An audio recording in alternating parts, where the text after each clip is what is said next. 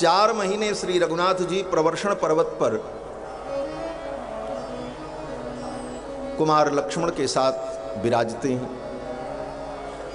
सुग्रीव जी को राज्य मिल गया, वो आनंद से राजभोग कर रहे हैं। और उस समय भगवान श्री रघुनंदन लक्ष्मण के साथ ही सत्संग करते। लक्ष्मण जी के प्रश्नों का उत्तर देते हुए भगवान विविध ज्ञान विज्ञान की चर्चा करते। वर्षा हो रही थी, बिजली चमक रही थी, तो भगवान श्री राम ने कहा लक्ष्मण देखो ये बिजली चमक रही है और गायब हो जा रही है, कैसे? बोले खल कय प्रीति जथा थिर नाही। जैसे खल की प्रीति स्थिर नहीं होती उसी प्रकार ये विद्युत भी स्थिर नहीं रहती है, चंचला है। चलिए देखो लक्ष्मण, जितना पानी बरस रहा है ये सब बह बह करके तालाब की ओर जा रहा, गड्ढे की ओर जा रहा। सिमिट सिमिट जल भर ही तलावा। ये गड्ढे की ओर जल क्यों जा रहा है? तो राम जी कहते हैं जिमि सदगुण सज्जन पही आवा। जैसे सज्जनों के पास सद्गुण स्वयं चल करके आते। सद्गुणों के सृजन की आवश्यकता नहीं होती, सज्जनता आ जाए जीवन में तो सद्गुण स्वयं आ जाते। जिमि सद्गुण सज्जन पही आवा, सिमट सिमट जल भर ही तलावा। उसी प्रकार जल जो है सिमट सिमट करके तालाब की ओर जा रहा है, जहां गहराई है। जिसके जीवन में सज्जनता की गहराई है उसके जीवन में सद्गुण अपने आप आते चले जाते हैं, आते चले जाते हैं और वो सद्गुणों से परिपूरित हो जाता है। भगवान कहते हैं लक्ष्मण देखो ये ऊपर से पानी जो गिर रहा है कितना निर्मल है, लेकिन पृथ्वी पर आते ही मिट्टी में मिल करके ये मटमैला हो जा रहा है। किस प्रकार से? बोले जिस प्रकार से जीवात्मा परम शुद्ध विशुद्ध निर्मल है, परंतु माया में पड़ते ही जीव के अंदर सारे दोष आ जाते हैं, उसी प्रकार से ये जल ऊपर से नीचे तो आता है लेकिन नीचे आकर मिट्टी में मिलकर मटमैला हो जाता है। जिम जीव ही माया लपटानी। पर्वत पर बड़ी बड़ी पानी की बूंदें पटपट पटपट गिर रही हैं। भगवान राम कहते हैं देखो लक्ष्मण, पानी की बड़ी बड़ी बूंदें पर्वत पर गिर रही हैं और ये पर्वत पानी के आघात को सहन कर रहा है और अविचल है। यही सज्जनों का स्वरूप है। जैसे ये पर्वत बूंद की आघात को सहता रहता है उसी प्रकार सज्जन दुष्टों के कुवाच्य को सहन करते रहते हैं और अविचल रहते हैं। बूंद आघात सहई गिरी कैसे, बूंद आघात सहई गिरी कैसे। कल के बचन संत सहजे से, कल के बचन संत सहजे से। खल के बचन संत सहजे से, खल के बचन संत सहजे से। बूंद आघात सहई गिर कैसे, बूंद आघात सहई गिर कैसे। बूंद आघात सहई। ये पर्वत बूंद की आघात को सहन कर रहे हैं जैसे सज्जन खलों की वाणी को सहन करे। ऐसा सुंदर सत्संग भगवान ने लक्ष्मण जी के साथ किया। अर्थात विपरीत परिस्थिति में भी रहकर सत्संग करना, अच्छी चर्चा करना और समय व्यतीत करना, यही समय की सार्थकता है। धन्य घड़ी सोई जब सत्संगा, धन्य जन्म द्विज भगति अभंगा। वो घड़ी धन्य है जितनी देर हम सत्संग करते हैं और भगवान की पावन चर्चा करते हैं। कल के प्रसंग में आप सभी लोगों ने श्रवण किया कि भगवान के दिव्य गुणों को देखकर, भगवान की शीलता को देखकर, उनकी रहनी करनी को देखकर प्रजा के लोग भगवान श्री राम से अत्यंत अभिभूत हैं। और महाराज दशरथ भी बड़े प्रसन्न हुए और अपने ज्येष्ठ पुत्र राम को युवराज पद पर अभिषिक्त करने की घोषणा की। भगवान के जितने गुण हैं वो दिव्य और अद्भुत है। श्रीमद् वाल्मीकि रामायण के अयोध्या कांड के प्रारंभ में श्री वाल्मीकि जी ने भगवान के अनेक दिव्य गुणों की चर्चा की और शुरुआत यहाँ से करते हैं कि अर्थितो मानुषे लोके जज्ञे विष्णु सनातनः। देवताओं की प्रार्थना पर सनातन भगवान विष्णु ही राम के रूप में अवतरित हुए। आजकल एक बड़ा विचित्र वितंडावाद चल रहा है कि भगवान श्री राम विष्णु के अवतार नहीं। इसी की लड़ाई लड़ने में लोग अपनी सारी बुद्धि और विद्या और मति का सदुपयोग कर रहे हैं। ये तो मैं नहीं कहूँगा, दुरुपयोग कर रहे हैं। भगवान श्री राम भगवान विष्णु के अवतार हैं, ये सकल शास्त्रों के द्वारा सिद्ध है। और आदि काव्य श्रीमद् वाल्मीकि रामायण में तो पग पग पर प्रारंभ में ही कहा कि देवताओं की प्रार्थना पर दशरथ जी महाराज के पुत्र कामेष्टि यज्ञ में कौन पधारे? बोले भगवान पधारे।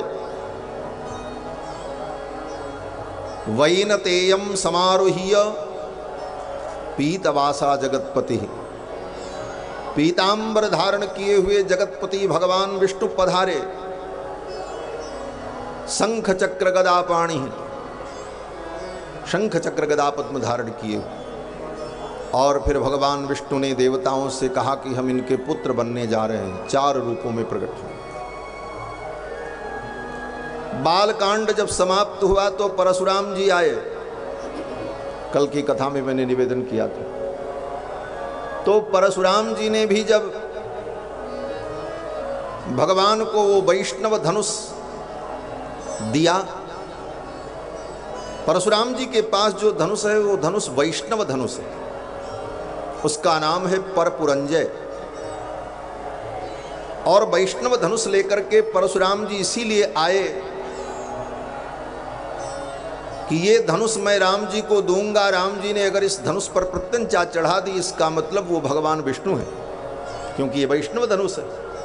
इस वैष्णव धनुष पर विष्णु ही प्रत्यंचा चढ़ा सकते हैं, दूसरा कोई नहीं चढ़ा सकता। और जब देने चले तो धनुष अपने आप ही भगवान के पास चला गया, क्योंकि भगवान का ही वो परिकर है। देत चाप आपो ही चले गयो। और भक्तों का जो भाव है, वो धनुष अपने आप भगवान के पास क्यों चला गया? बोले धनुष ने सोचा कि हमारा जो दूसरा भाई था उसने थोड़ी अकड़ दिखाई तो राम जी ने तोड़ दिया, कहीं हम भी अकड़ दिखाएं तो हम भी न तोड़ दिए जाएं, इसलिए हम तो चले जाते हैं राम जी के पास। अपने आप ही चला गया। देत चाप आप ही चले गए। इस प्रसंग से भी यही सिद्ध हुआ कि भगवान श्री राम विष्णु के अवतार हैं। और विष्णु के ही अवतार भूत श्री परशुराम जी महाराज चलते चलते भगवान से कहते हैं, प्रभो जानामि त्वाम मधुहंतारम। हे प्रभो, मैं जान गया आप मधु और कैटभ का वध करने वाले साक्षात विष्णु हैं, मध्वरी मधुहंता हैं। अयोध्या बालकांड के अंतिम प्रसंग में परशुराम जी के द्वारा वाल्मीकि जी ने कहलवाया, और फिर जब अयोध्या कांड प्रारंभ हुआ तो फिर वाल्मीकि जी महाराज कहते हैं अर्थितो मानुषे लोके जदने विष्णु सनातनः। भगवान विष्णु ही देवताओं की प्रार्थना पर अवतरित हुए। अर्थितो मानुषे लोके, मनुष्य के रूप में मनुष्यों के बीच में। यहां पर अर्थितो मानुषे लोके जो कहा, इसका अर्थ श्री गोविंदराज स्वामी जी ने किया है कि भगवान कितने भक्त वत्सल हैं कि हम मनुष्यों के बीच में मानव बनकर के आए और हमारे आपके बीच में रहकर उन्होंने लीला की। बोले ये कौन सी बड़ी बात हो गई? बोले बहुत बड़ी बात है। वहां पर श्री गोविंदराज स्वामी जी महाराज कहते हैं कि ये स्वर्ग के जो देवता हैं, ये देवता मनुष्यों से दूरी बना करके रहते। देवताओं का आवाहन किया जाए मंत्र के प्रभाव से, हमारी क्रिया और आराधना के प्रभाव से अगर देवता आते भी हैं तो मनुष्य से इतनी दूरी बना करके रहते हैं कि मनुष्य के शरीर की गंध उनका स्पर्श न करे, क्योंकि मनुष्यों की गंध जो है देवताओं को असह्य होती है, उन्हें बुरा लगता है। मनुष्यों की गंध उनको दुर्गंध प्रतीति होती, इसलिए देवता मनुष्यों के सन्निकट आते नहीं, दूर से ही अनुग्रह करुणा कृपा जो करना होता है करते। लेकिन भगवान उन देवताओं के सामने, भगवान बोले भगवान तो उन देवताओं से अनंत कोटि गुणित श्रेष्ठ। देवता भगवान के सामने क्या है? बोले कीट के समान है, कीटा समस्ता असुरा। लेकिन भगवान की करुणा देखो कि अखिल कोटि ब्रह्मांड नायक भगवान श्री हरि मनुष्यों के बीच में मानव बनकर के आए और मानवों के बीच में रहकर लीला की, और 1-2 दिन नहीं 11,000 वर्षों तक। अर्थितो मानुषे लोके जदने विष्णु सनातनः। भगवान के अनेक दिव्य गुणों का वर्णन महर्षि वाल्मीकि ने किया। आगे श्री दशरथ जी महाराज भगवान श्री राम के दिव्य गुणों को देखकर ये निर्णय करते हैं कि मैं अपने पुत्र राम को युवराज पद पर अभिषिक्त कर दूं। दशरथ जी महाराज ने घोषणा की, प्रजा के लोगों ने अनुमोदन किया और प्रजा के लोगों ने यहाँ तक कह दिया कि महाराज जो विशेषता राम जी में है वो विशेषता आप में भी नहीं, और आप में कौन कहे आपके बाप में भी नहीं थी।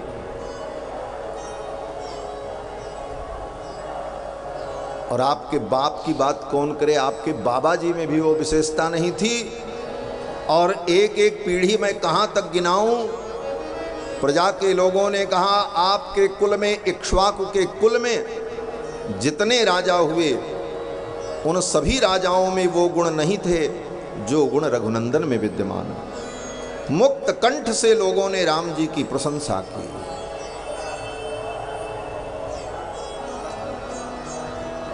यह अधिकार प्रजा को प्राप्त था। अभिव्यक्ति की स्वतंत्रता, आज इस पर चर्चा होती कि अभिव्यक्ति की स्वतंत्रता होनी चाहिए। हम अपने भाव को व्यक्त कर सकें, अभिव्यक्त कर सकें, और अभिव्यक्ति की स्वतंत्रता के नाम पर लोग अनर्गल बातें बोलते हैं। आप सभी लोग मीडिया के माध्यम से, चैनल के माध्यम से सुनते ही रहते हैं। अभिव्यक्ति की स्वतंत्रता तो होनी चाहिए। लोकतंत्र की यही विशेषता है। लोकतंत्र में हर व्यक्ति को अपनी भावना को व्यक्त करने का अधिकार है, लेकिन वो भावना राष्ट्र धर्म के अनुकूल हो, लोक के अनुकूल हो, समाज के अनुकूल हो, लोक और राष्ट्र और समाज के प्रतिकूल नहीं होनी चाहिए। इतनी बड़ी अभिव्यक्ति की स्वतंत्रता किसी के राज्य में होगी कि राजा के सामने ही प्रजा कह दे आप में वो विशेषता नहीं है जो विशेषता इनमें है। प्रजा के लोगों को इतनी स्वतंत्रता थी। प्रजा के लोगों ने कहा महाराज इक्ष्वाकुभ्योऽपि सर्वेभ्यो ह्यतिरिक्तो विषाम पते। हे राजन, इक्ष्वाकुभ्योऽपि सर्वेभ्यो, इक्ष्वाकु कुल में जितने राजा हुए उन समस्त राजाओं में राम जी विलक्षण हैं और विशिष्ट हैं। इसलिए हम चाहते हैं कि आप इनको युवराज पद पर अभिषिक्त करें। महाराज बड़े प्रसन्न हुए और महाराज ने घोषणा कर दी, कल मैं अपने ज्येष्ठ पुत्र राम का युवराज पद पर अभिषेक करूंगा। यह सुनकर प्रजा के लोग बड़े आनंदित हुए। स्त्री पुरुष बालक वृद्ध सब प्रसन्न हो गए। प्रजा के लोगों ने कहा महाराज आज हमारी कामना पूर्ण हुई। आज तो आपने निर्णय किया है कि राम जी राजा बनेंगे, लेकिन हम सभी लोग बरसों से सायंकाल प्रातःकाल अपने कुल देवता की आराधना करने के बाद यही याचना करते थे कि हमने जो देवाराधन किया, हमने जो पूजन किया, जो सत्कर्म किया, उसका फल यही मिले कि हमारे राम जी राजा बन जाए। स्त्रियो वृद्धास्तरुण्यश्च सायं प्रातः समाहिताः सर्वा देवान् नमस्यन्ति रामस्यार्थे मनस्विनः। प्रजा के लोगों ने कहा महाराज सायंकाल प्रातःकाल अयोध्या के आबाल वृद्ध वनिता सब देवताओं को नमस्कार करके केवल एक ही चीज मांगते हैं कि हमारे राम राजा बन जाए। और आज उन सब की कामना पूर्ण होने जा रही है। आपको बहुत बहुत धन्यवाद कि आपने हमारी कामना को स्वीकार किया और हमारी भावना को आपने समझा। दशरथ जी को बहुत साधुवाद दिया प्रजा के लोगों ने और राज्याभिषेक की तैयारी प्रारंभ हो गई। गुरुदेव वशिष्ठ ने भगवान श्री राम को जो जो निर्देश दिया उन सारे निर्देशों का राम जी पालन करते हैं, क्योंकि अभिषेक होना है। भूमि पर शयन और नियम का पालन, ये सब उपदेश गुरुदेव वशिष्ठ ने किया। और इधर महाराज दशरथ ने अपने मंत्री सुमंत्र से कहा कि जाओ मेरे ज्येष्ठ पुत्र राम को बुला करके ले आओ। मैं अपने राम से कुछ कहना चाहता हूं। सुमंत्र जी महाराज गए और जाकर के भगवान श्री राम से कहा, रघुनंदन महाराज ने आपका स्मरण किया है, आप चलो। सुमंत्र जी महाराज भगवान को लेकर के आए और भगवान श्री राम जब आए, आकर के पिताजी के चरणों में प्रणाम किया। अपने पुत्र राम को देखकर दशरथ जी महाराज बड़े प्रसन्न हुए और बहुत देर तक अपलक नेत्रों से रघुनाथ जी को निहारते रहे। क्या निहार रहे थे? वाल्मीकि जी कहते हैं कि तम पश्यमानो नृपतिस्तुतोष प्रियमात्मजम् अलंकृतमिवात्मानम् आदर्शतल संस्थितम्। अलंकृतमिवात्मानम् आदर्शतल संस्थितम्, जैसे कोई व्यक्ति अपना अलंकार करके सज करके दर्पण में अपने प्रतिबिंब को देख करके आनंदित होता है, उसी तरह रघुनाथ जी को देखकर दशरथ जी महाराज आनंद का अनुभव करने लगे। मानो राम रूपी दर्पण में दशरथ जी महाराज अपना प्रतिबिंब देख रहे हैं। आत्मा वै जायते पुत्रः, आत्मा ही पुत्र के रूप में होती है। और राम जी को देखकर दशरथ जी महाराज को अपनी जवानी दिखाई पड़ने लगी, क्योंकि राम जी का नाज नक्शा, नाक, कान, आंख, मुख, ओठ, अंग प्रत्यंग की बनावट ठीक दशरथ जी के समान है। लेकिन राम जी युवा हैं और दशरथ जी वृद्ध हैं। जब दशरथ जी युवा थे तो ऐसे ही दिखते थे जैसे राम जी दिख रहे। इसलिए राम जी को देखकर दशरथ जी को अपनी जवानी याद आ गई, मानो अपने आप को ही राम जी के अंदर दशरथ जी देख रहे हैं। अलंकृतमिवात्मानम आदर्शतल संस्थितम। और दशरथ जी महाराज ने कहा, राम कल तुम्हारा राज्याभिषेक होगा। गुरुदेव ने जिन जिन नियमों का निर्देश दिया है उन नियमों का तुम विधि पूर्वक पालन करो और कल तुम्हारा युवराज पद पर अभिषेक हो। राम जी ने प्रणाम किया और कहा, पिताजी जैसी आपकी इच्छा। प्रणाम करके भगवान श्री राम विदा हुए और ज्यों ही गए दशरथ जी महाराज ने अपने मंत्री सुमंत्र से कहा, एक बार मेरे राम को फिर बुला करके ले। सुमंत्र जी फिर गए और राम जी को बुला करके लाए। आकर के राम जी ने फिर पिताजी को प्रणाम किया। अभी प्रणाम करके गए ही थे, फिर आए तो पुनः प्रणाम किया। अपने से श्रेष्ठ जनों के पास दिन में अगर 10 बार जाओ तो 10 बार प्रणाम करना चाहिए। ऐसा नहीं है कि सवेरे एक बार प्रणाम कर लिए तो अब प्रणाम करने की जरूरत। अगर पुनः उनके पास उपस्थित होना हो तो पुनः प्रणाम करना चाहिए। भगवान श्री राम अभी प्रणाम करके गए थे और जब दोबारा पिताजी ने फिर बुलाया तो आए और आकर के प्रणाम किया। ददर्श पितरम दूरात् प्रणिपत्य कृतांजलि। दूर से ही पिताजी को देख करके प्रणिपात किया, प्रणाम किया और पिताजी के सन्निकट आकर के बैठे। महाराज दशरथ ने कहा, राम न किंचिन मम कर्तव्यम। अब मेरे लिए कोई कर्तव्य शेष नहीं बचा है। मैंने सब कुछ कर लिया अपने जीवन में। 60,000 वर्ष तक राज्य किया, सारे सुख भोगे और भगवान की कृपा से मुझे सब कुछ प्राप्त है। अब केवल एक कर्तव्य शेष बचा है कि मैं तुम्हें युवराज पद पर अभिषिक्त कर दूं, मेरा मनोरथ पूर्ण हो जाए। और राम कल तुम्हारा अभिषेक हो जाना चाहिए।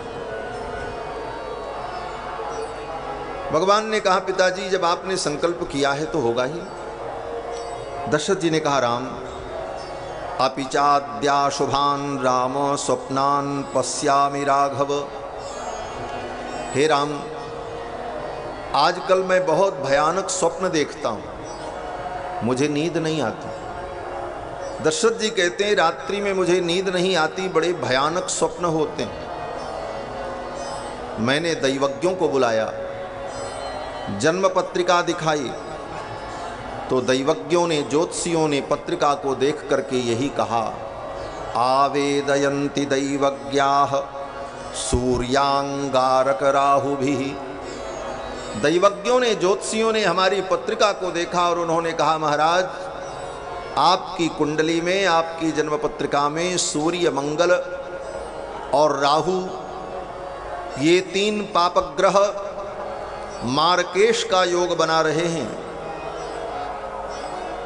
और ऐसी स्थिति में आपकी मृत्यु भी हो सकती है। दशरथ जी कहते हैं कि ज्योतिषियों ने हमको बताया है, राजा ही मृत्युमाप्नोति घोराम चापदमृच्छति। ऐसी स्थिति में राजा की मृत्यु भी हो सकती है और भयंकर आपत्ति, राष्ट्र के ऊपर विपत्ति आ सकती है।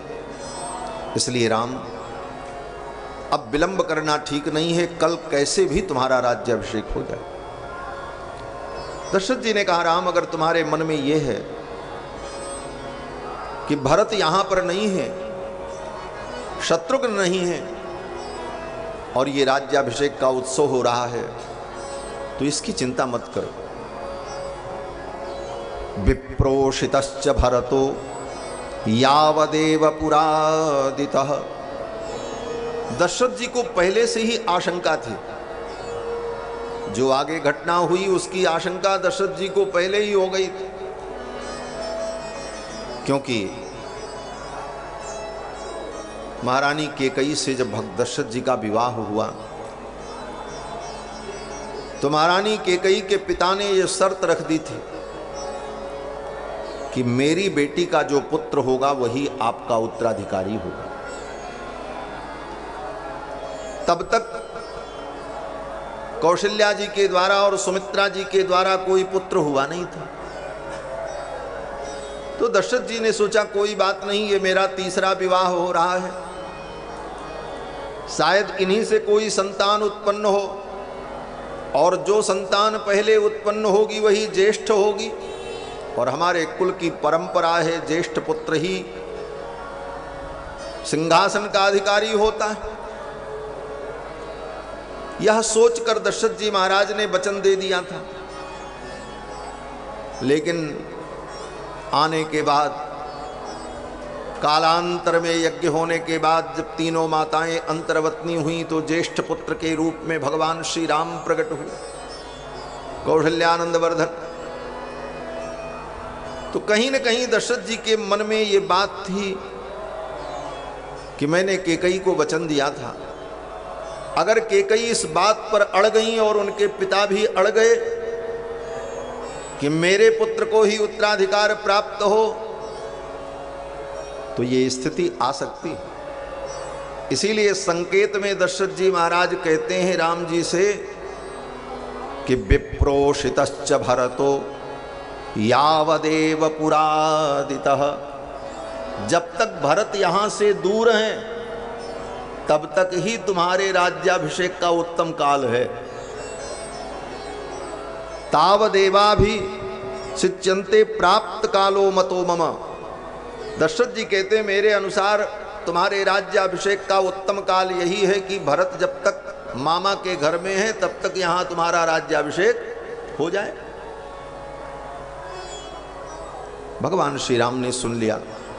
भगवान श्री राम ने कहा पिताजी जैसी आपकी इच्छा। पिताजी को प्रणाम करके वहां से चले। लक्ष्मण जी साथ में थे। भगवान श्री राम ने कहा लक्ष्मण, पिताजी मेरा राज्याभिषेक करना चाहते हैं। ये राज्य लक्ष्मी जो मुझे प्राप्त हो रही है लक्ष्मण, ये मुझे नहीं प्राप्त हो रही, ये तुम्हें प्राप्त हो रही। मेरे साथ रहकर इस राज्य लक्ष्मी का तुम भोग करो लक्ष्मण, और तुम साथ में रहोगे तभी मैं इस कार्य को कर पाऊंगा, प्रजा का पालन कर पाऊंगा। लक्ष्मणे मां मया सार्धम प्रसादितं वसुंधराम द्वितीयं मेन्तरात्मानं त्वामियं श्रीरूपस्थिता। राम जी कहते हैं कि ये राज्य लक्ष्मी जो उपस्थित हुई है, त्वामियं श्रीरूपस्थिता, ये तुम्हारे लिए उपस्थित हुई, ये मेरे लिए उपस्थित नहीं हुई। इसका एक भाव यह भी है कि भगवान का जितना भी ऐश्वर्य है, भगवान की जितनी विभूति है, वह सब भगवान के शरणागत भक्तों के लिए ही है, भगवान के लिए नहीं। भगवान कहते हैं कि जो कुछ मेरा है मेरे भक्तों का है, जो मेरे शरणागत हैं, प्रपन्न हैं, मेरे आश्रित हैं, मेरी संपूर्ण विभूति, मेरा संपूर्ण वैभव उन्हीं के लिए। लक्ष्मण भगवान के परम शरणागत हैं, इसलिए भगवान कहते हैं लक्ष्मण त्वाम यम श्री रूपस्थिता, ये राज्य लक्ष्मी जो उपस्थित हुई है ये तुम्हारे लिए उपस्थित है। मेरे साथ रहकर इस राज्य लक्ष्मी का तुम शासन करो, पालन करो। लक्ष्मण जी ने कहा प्रभु जैसी आज्ञा। और इधर अयोध्या में सभी बालक भगवान के सखा परम आनंदित होने लगे। कल राम जी राजा बनेंगे, गली गली में चर्चा होने लगी। और सब लोग यही कहने लगे, ये रात कब बीतेगी। कल राज्याभिषेक होना है, रात में किसी को नींद नहीं आ रही और सब लोग एक दूसरे से यही कह रहे हैं, ये रात कब बीतेगी, कब सवेरा होगा और हम राम जी के राज्याभिषेक का दर्शन करेंगे। यहाँ तो अयोध्या के लोग ये मना रहे हैं कब कल होगा, कब सवेरा होगा। और स्वर्ग में बैठे देवता लोग विघ्न मनाने लगे। श्री गोस्वामी जी महाराज कहते हैं, सकल कहीं कब हुई है काली, सकल कहीं कब हुई है काली, विघ्न मना भई देव कुचाली, विघ्न मना भई देव कुचाली। तिनहि सुहाइना अवध बधावा, तिनहि सुहाइना अवध बधावा, चोरहि चंदने रात नभावा, चोरहि चंदने रात नभावा, चोरहि चंदने रात नभावा। सकल कहीं कब हुई हैं काली। सब लोग तो ये कह रहे हैं कि कल कब होगा। और विघ्न मनावहीं देव कुचाली, देवता लोग विघ्न मना रहे हैं, राम जी का राज्याभिषेक न होने पा। अयोध्या में बधाई बजने लगी, शहनाइयाँ बजने लगीं, लेकिन देवताओं को वो शहनाई, वो मधुर वाद्य प्रिय नहीं लग रहा, कानों में कंटक के समान चुभ रहा है। गोस्वामी जी कहते हैं, जो वस्तु प्रिय हो वो सबको प्रिय लगनी चाहिए, लेकिन कोई जरूरी नहीं है कि जो वस्तु प्रिय है वो सबको प्रिय लगे। कहते हैं जैसे चांदनी रात बड़ी प्यारी होती है, चांदनी रात सबको अच्छी लगती है, चंद्रमा की किरणें पृथ्वी को आह्लादित करती हैं, लोगों का मन प्रसन्न होता है। चांदनी रात सबको प्रिय होती है, लेकिन चोर को अच्छी नहीं लगती। चोर कहता है कि ये अंधेरी रात होती तो ज्यादा अच्छा होता, चोरी करने में सुविधा होती। चोर ही चंदनी रात न भावा, चोर को चांदनी रात नहीं अच्छी लगती, जबकि चांदनी रात सबको अच्छी लगती। राम जी का राज्याभिषेक सबको अच्छा लग रहा है, सब प्रसन्न है, लेकिन देवताओं को अच्छा नहीं लग रहा है। देवता तो विघ्न करना चाहते और देवताओं ने सरस्वती से कहा, देवी आप कुछ करो। सरस्वती ने आकर के मंथरा की मति को फेर दिया। महाराज की मति तो फेर नहीं सकती थी और किसी की मति को फेरने का साहस सरस्वती को नहीं हुआ। सरस्वती ने मंथरा की मति को फेर दिया।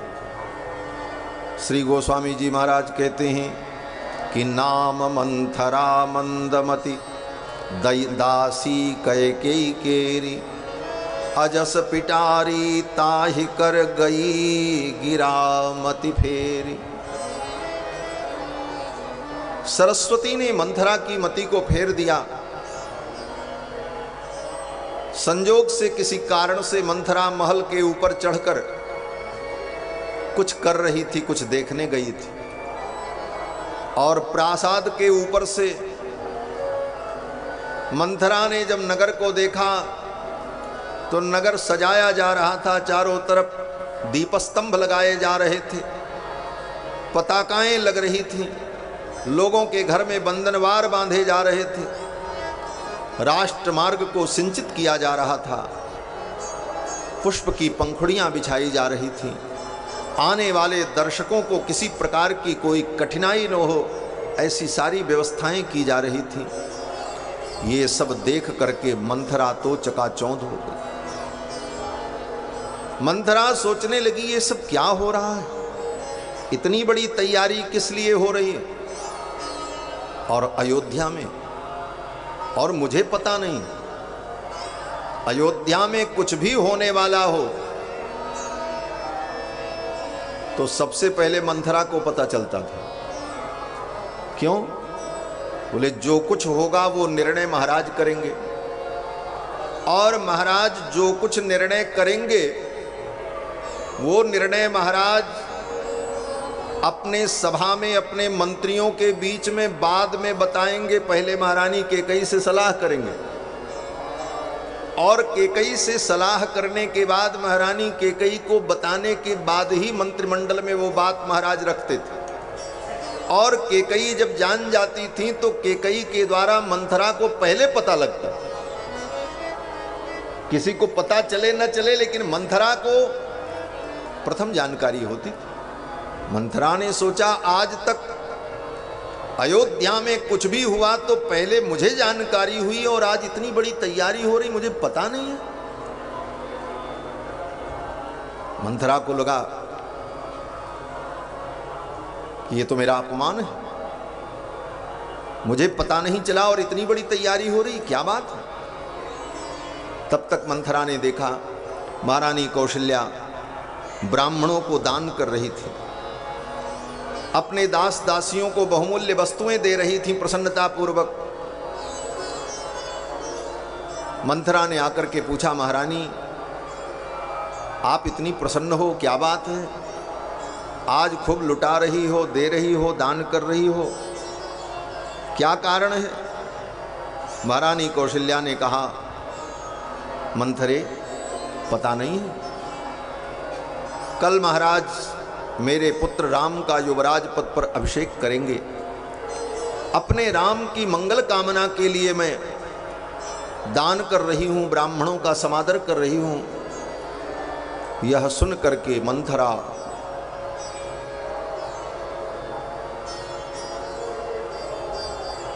व्याकुल हो गई और दौड़ती हुई आई महारानी कैकेयी के महल में।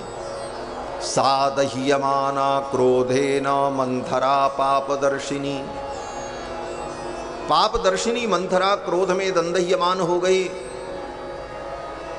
और आई, देखा महारानी कैकेयी पलंग पर बड़े ठाठ से लेटी हुई थी।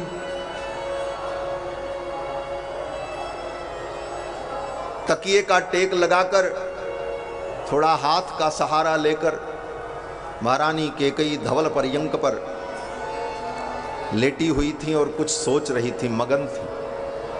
और क्या सोच रही थी? बोले राम के विषय में ही सोच रही थी। महाराज कब राम को युवराज पद पर अभिषिक्त करेंगे, कब मेरा राम राजा बनेगा, कब दशरथ जी महाराज ये शुभ समाचार मुझे सुनाएंगे, यही सब महारानी कैकेयी सोच रही थी। कैकेयी जी के मन में कोई दुर्भाव नहीं था। हमारे पूज्य स्वामी जी महाराज कहा करते थे कि जब राम जी प्रकट हुए, राम जी लगभग 1 वर्ष के हो गए, दशरथ जी महाराज कभी कभी एकांत में जब कैकेयी जी के पास बैठते थे तो चिंतित हो जाते थे। तो महारानी कैकेयी ने एक दिन एकांत में पूछा, महाराज आप मेरे पास बैठते हैं तो चिंतित हो जाते हैं, पहले जैसी प्रसन्नता नहीं दिखाई पड़ती, क्या कारण है? आप अपने इस चिंता का कारण तो बताओ। तो महाराज कहते थे, देवी सुन पाओगी? कैकेयी ने कहा, महाराज आपकी प्रसन्नता के लिए मैं कुछ भी कर सकती हूं, आप बताओ। तो महाराज दशरथ ने कहा, महारानी मैंने आपके पिता को वचन दिया था कि आपके पुत्र को मैं राजा बनाऊंगा, और मेरे कुल की परंपरा है कि ज्येष्ठ पुत्र ही राजा होता है। भरत कनिष्ठ हैं, राम ज्येष्ठ हैं। अगर राम को मैं युवराज पद पर अभिषिक्त करूंगा तो आपके पिता को और आपको हमने जो वचन दिया था वो वचन बेकार हो जाएगा, और अगर आपको दिए हुए वचन का मैं पालन करूंगा तो हमारे रघुकुल की रीति टूट जाएगी। आपको जब मैं देखता हूं तो यही मेरी चिंता का विषय बन जाता है, मैं क्या करूं। महारानी कैकेयी हंसने लगी। महारानी कैकेयी ने कहा बस इतनी सी बात, ये चिंता मैं अभी दूर कर देती हूं। आपने वचन दिया था मेरे पुत्र को युवराज पद पर अभिषिक्त करने के लिए, तुरंत राम जी को लेकर अपनी गोद में बैठाया और महारानी कैकेयी ने कहा राम को मैंने गोद में ले लिया, ये मेरा बेटा है आज से और इसी को राजा बनाना है। आप ये चिंता छोड़ दो। महारानी कैकेयी ने रघुनाथ जी को गोद में लेकर कह दिया कि राम आज से मेरा बेटा है, आपके दोनों वचन पूर्ण हो जाएंगे, रघुकुल की रीति भी पूर्ण हो जाएगी, मेरे पिता के दिए हुए वचन भी पूर्ण हो जाएंगे, आप ये चिंता छोड़ दो, प्रसन्न हो। उसी दिन से श्री दशरथ जी महाराज प्रसन्न हो गए और महारानी कैकेयी के मन में कहीं ये बात नहीं थी कि मेरा पुत्र भरत राजा हो। महारानी कैकेयी तो यही चाहती थी मेरे राम राजा बने। मंथरा ने जब आकर के कहा, मंथरा ने देखा महारानी लेटी हुई, मंथरा ने आकर के कहा अरे मूर्खे, ऐसे ही कहा, उत्तिष्ठ मूर्खे किम शेषे, अरे मूर्खे तू सो रही है, तेरे ऊपर महान विपत्ति आने वाली है। उत्तिष्ठ मूढ़े किम शेषे भयम त्वाम अभिवर्तते, तेरे ऊपर भयानक विपत्ति आने वाली। इतना कहने का साहस मंथरा के अंदर, एक पट्टमहिषी को, महारानी कैकेयी पट्टमहिषी है, और एक दासी की इतनी हिम्मत कि वो आकर के कह दे कि मूढ़े मूर्खे। कारण क्या था? बोले कारण ये था कि मंथरा भले दासी थी लेकिन संबंध में महारानी कैकेयी की बहन लगती थी, परिवार की ही बेटी थी। मंथरा और महारानी कैकेयी बचपन में दोनों साथ में ही खेली और बड़ी हुई, एक ही कुल की थी। मंथरा महारानी कैकेयी की चचेरी बहन है, बचपन में ही दोनों साथ रही, लेकिन मंथरा का शरीर कुबड़ के कारण विकृत है और वो कुरूपा है तो राजकुमारी। इसका ब्याह कहीं होगा नहीं, कोई राजकुमार इसका ब्याह करेगा नहीं। तो महारानी कैकेयी ने वचन दिया था, बहन तू चिंता मत कर, जहां मैं रहूंगी तुझे अपने पास रखूंगी, जैसे बचपन में तू मेरे साथ रही ऐसे सदा तू मेरे साथ रहेगी और तुझे किसी चीज की कोई कमी नहीं हो। जो सुख मुझे प्राप्त होगा वो सब सुख तुझे प्राप्त होगा। और इसी वचन के अनुसार महारानी कैकेयी मंथरा को अपने नैहर से ही लेकर के आई थी। इसीलिए वाल्मीकि जी महाराज कहते ज्ञाति दासी यतो जाता कैकेय्या तु सहोषिता। ज्ञाति दासी संबंधिनी थी और महारानी के साथ ही आई थी, इतनी मोह लगी थी, इसलिए उसने कहा उत्तिष्ठ मूढ़े किम शेषे भयम ताम अभिवर्तते, तुम्हारे ऊपर भयंकर विपत्ति आने वाली है और तुम सो रही हो। महारानी कैकेयी हंसने लगी, क्योंकि महारानी कैकेयी जानती है ये ऐसे बोलती रहती है, बड़बड़ाती रहती है, हाँ कभी इधर दौड़ती कभी उधर दौड़ती कभी कुछ करती। उसके स्वभाव से महारानी कैकेयी परिचित थी, इसलिए उनको कोई बहुत बड़ी बात नहीं लगी। उन्होंने कहा अरे बात क्या है मंथरे, तू बता तो क्या विपत्ति आ गई, तुझको किसी ने कुछ कह दिया, डांट दिया, क्या बात हो गई? मंथरा ने कहा महारानी आपके ऊपर भयंकर विपत्ति आने वाली है, आपकी सवत के पुत्र राम को महाराज कल युवराज पद पर अभिषिक्त करने वाले हैं। इतना बड़ा निर्णय महाराज ने लिया लेकिन आपको नहीं बताया, और 15 दिन से पूरी अयोध्या सजाई जा रही है, एक पखवाड़े से तैयारी चल रही है और आपको पता नहीं। थोड़ा मिर्च मसाला लगा करके बताया।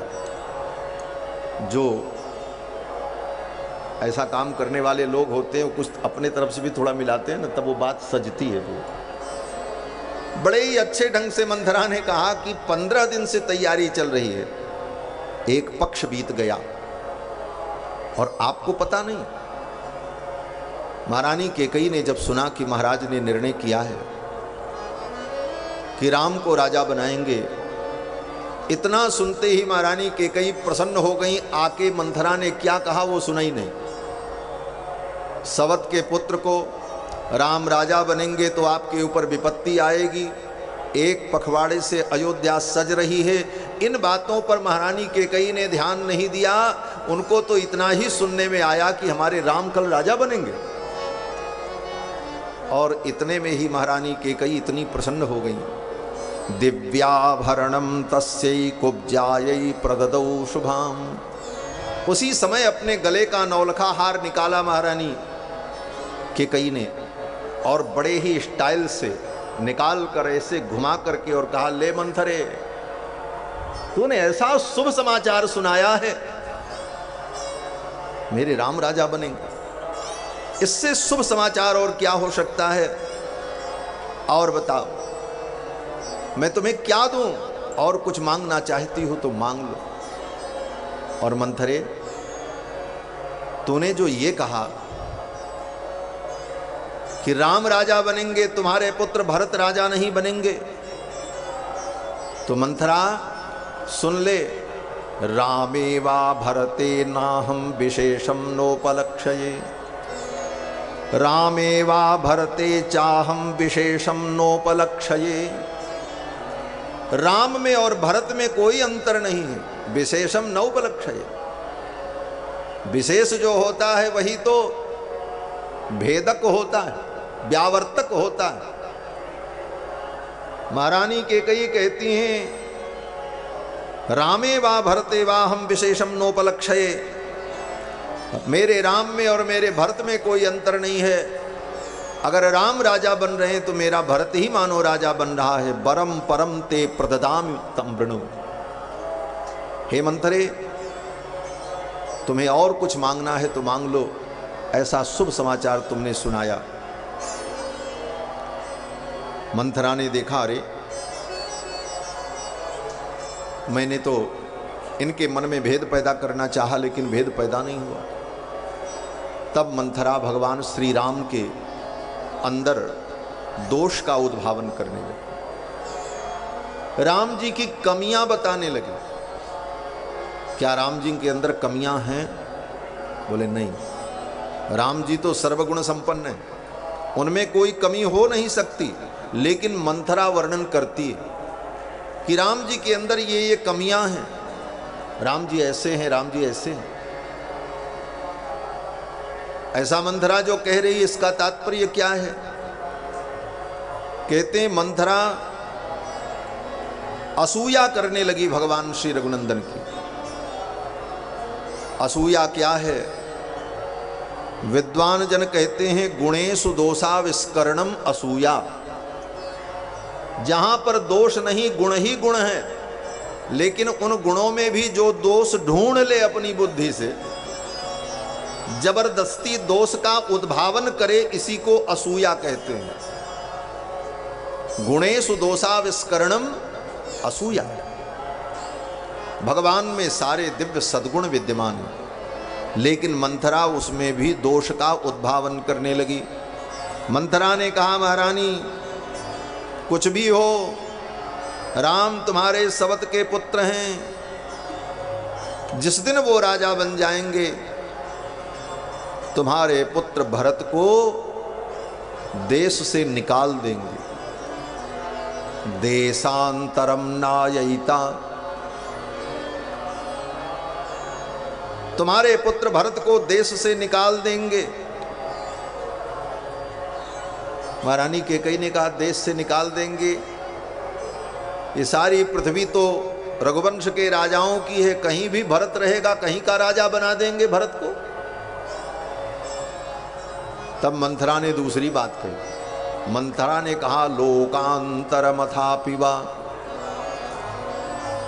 देशांतरम नाययिता लोकांतरमथापि वा। राम तुम्हारे पुत्र भरत को देश से निकाल देंगे, और देश से ही निकाल दें तो गनीमत समझना,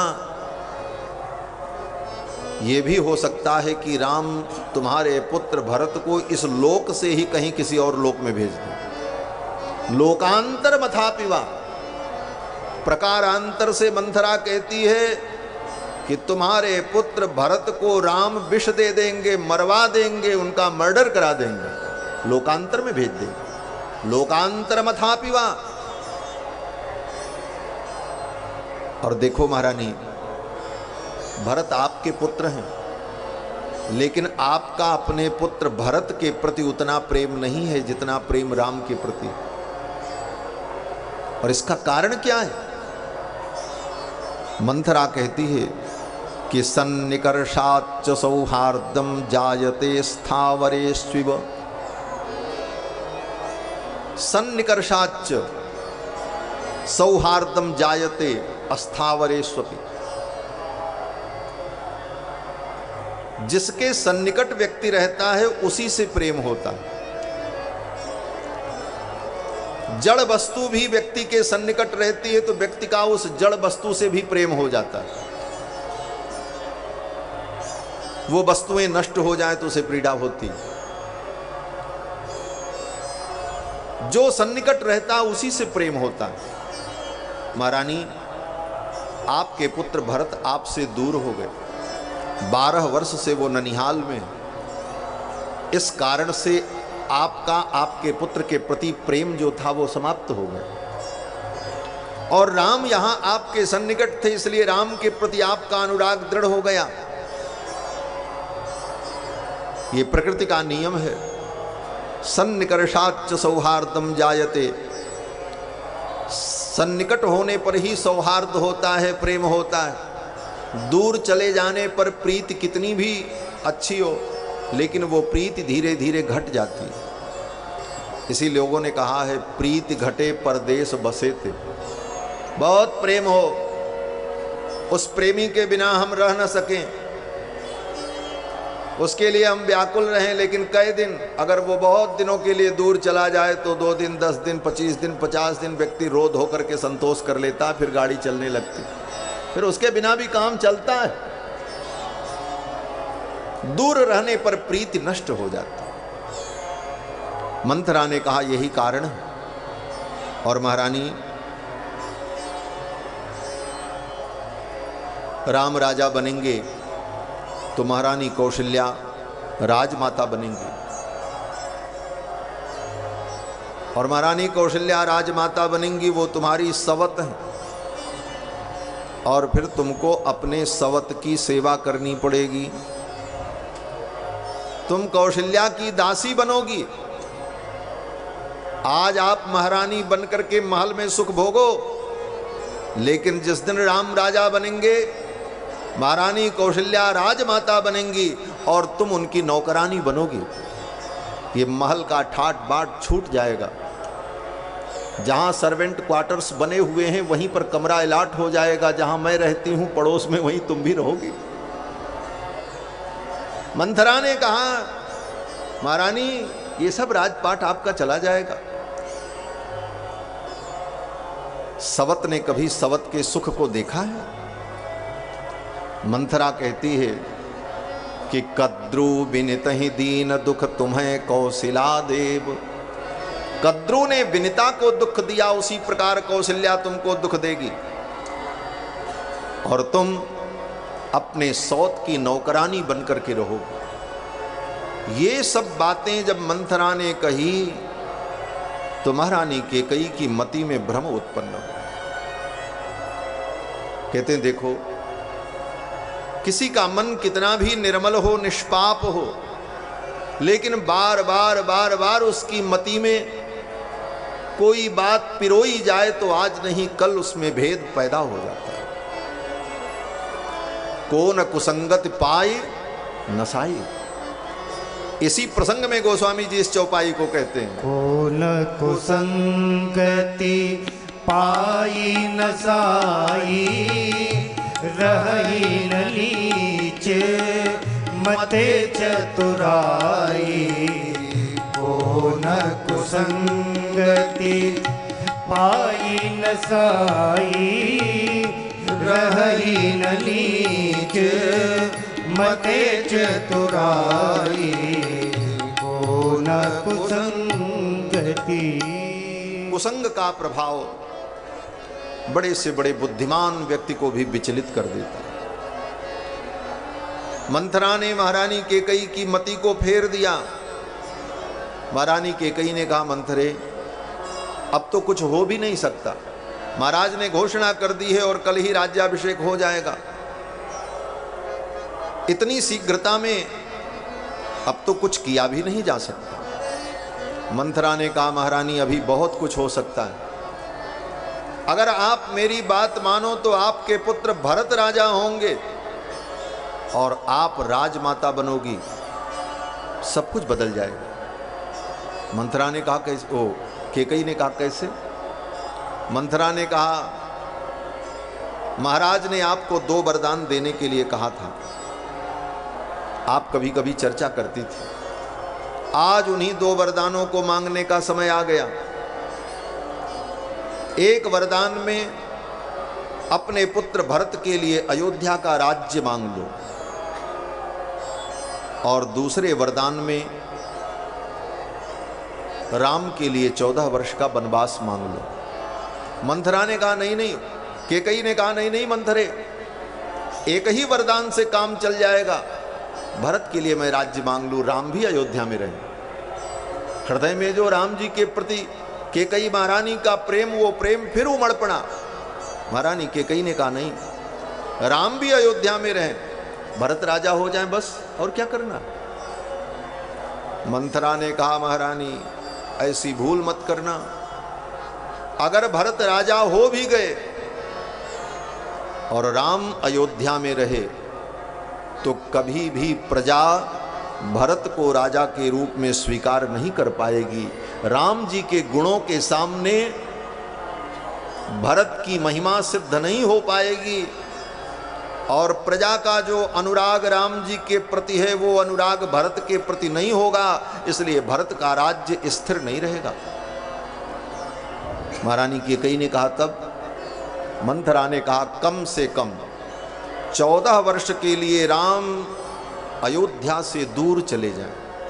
14 वर्ष बहुत होता है। धीरे धीरे प्रजा राम को भूल जाएगी और प्रजा का अनुराग भरत में हो जाएगा और भरत का राज्य स्थिर हो जाएगा। इसलिए राम को वन में भेजना आवश्यक है। इसलिए आज इन्हीं 2 वरदानों से काम चलेगा।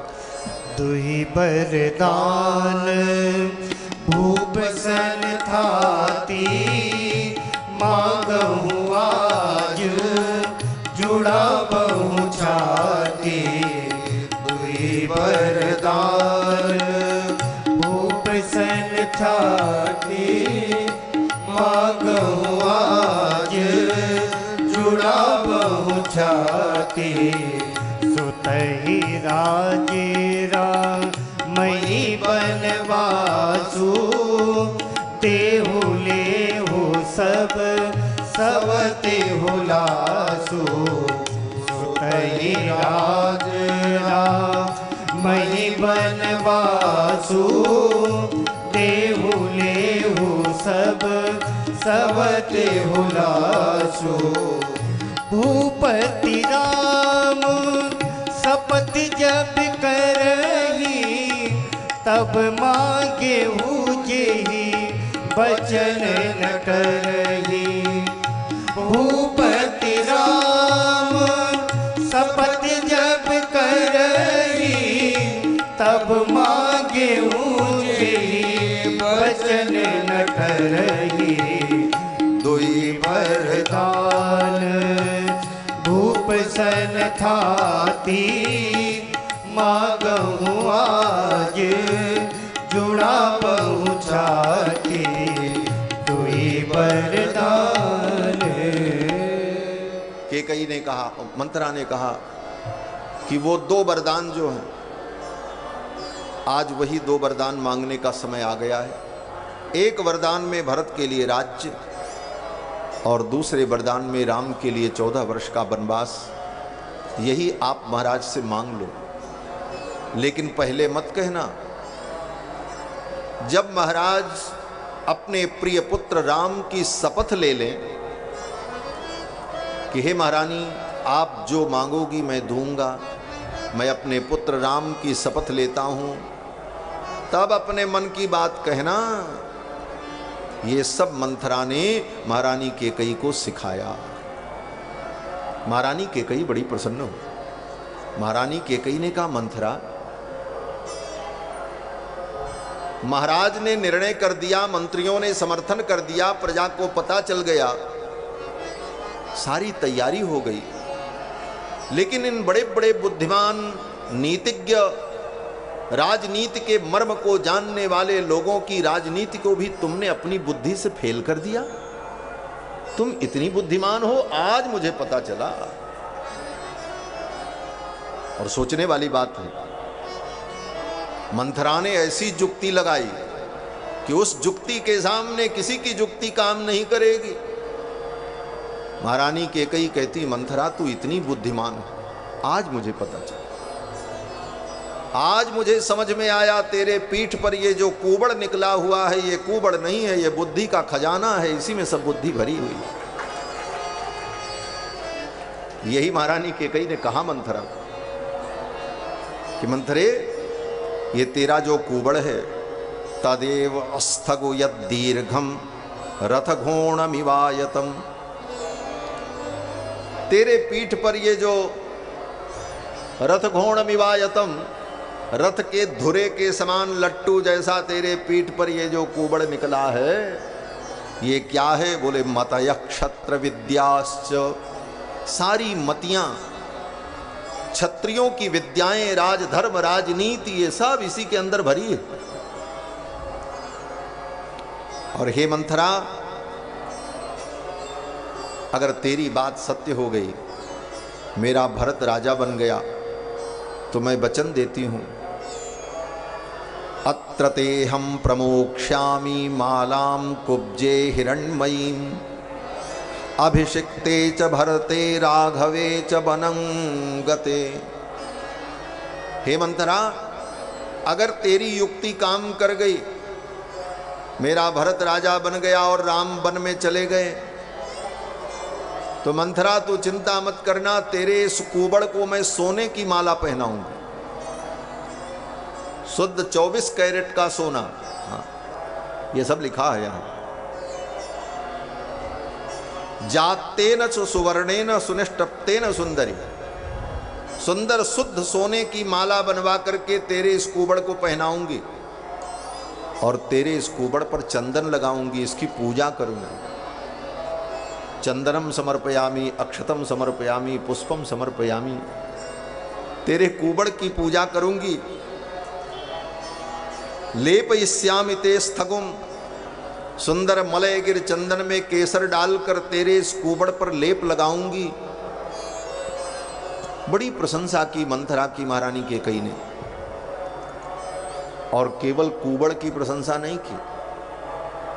महारानी कैकेयी कहती हैं, मंथरा तू कितनी सुंदर है, तेरी नाक कितनी अच्छी है, तेरी आंखें कितनी सुंदर हैं, तेरा जघन सौष्ठव कितना सुंदर है, तेरी कमर कितनी सुंदर है। मंथरा के अंग प्रत्यंग का वर्णन करते हुए उसके सौंदर्य का चिंतन किया महारानी की।